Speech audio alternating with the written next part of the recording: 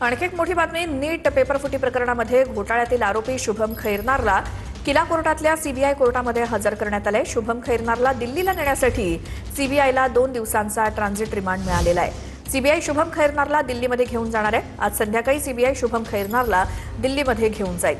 उद्या शुभमला दिल्लीतल्या सीबीआय कोर्टामध्ये हजर केलं जाणार आहे।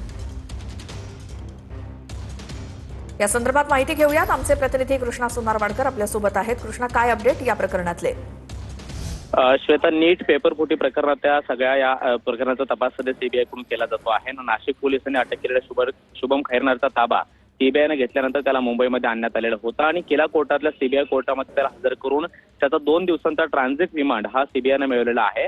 ट्रान्झिट रिमांड हा एका राज्यातून दुसऱ्या राज्यामध्ये किंवा एका शहरातून दुसऱ्या शहरामध्ये जर नेण्याचा असेल तर तशा पद्धतीचे तपास यंत्रणा अशा पद्धतीचा ट्रान्झिट रिमांड घेतात आणि या शुभम खैरनारला आता सीबीआय दिल्लीला घेऊन जाणार आहे। संध्याकाळी 6 वाजता विमानानं शुभम खैरनारला दिल्लीमध्ये नेलं जाईल आणि उद्या त्याला सीबीआय कोर्टामध्ये हजर केलं जाईल। ट्रान्झिट रिमांड घेताना सीबीआयनं जी काही कोर्टामध्ये माहिती दिली आहे त्यानुसार या प्रकरणाची व्याप्ती देशभरामध्ये असण्याची शक्यता आहे आणि आणखी काही आरोपींचा आम्हाला शोध घ्यायचा आहे, म्हणून शुभम खैरनारची कोठडी अत्यंत आवश्यक आहे आणि म्हणून आम्ही त्याला दिल्लीला नेणार आहोत, अशा पद्धतीची माहिती सीबीआयनं कोर्टामध्ये दिलेली होती। काही वेळापूर्वी सीबीआयनं अगदी गुप्त पद्धतीनं या शुभम खैरनारला किला कोर्टातल्या सीबीआय कोर्टामध्ये हजर केलं आणि त्याचा ट्रान्झिट रिमांड मिळवला आणि आता त्याला संध्याकाळी दिल्लीला घेऊन जाणार असल्याची माहिती। धन्यवाद या माहितीसाठी।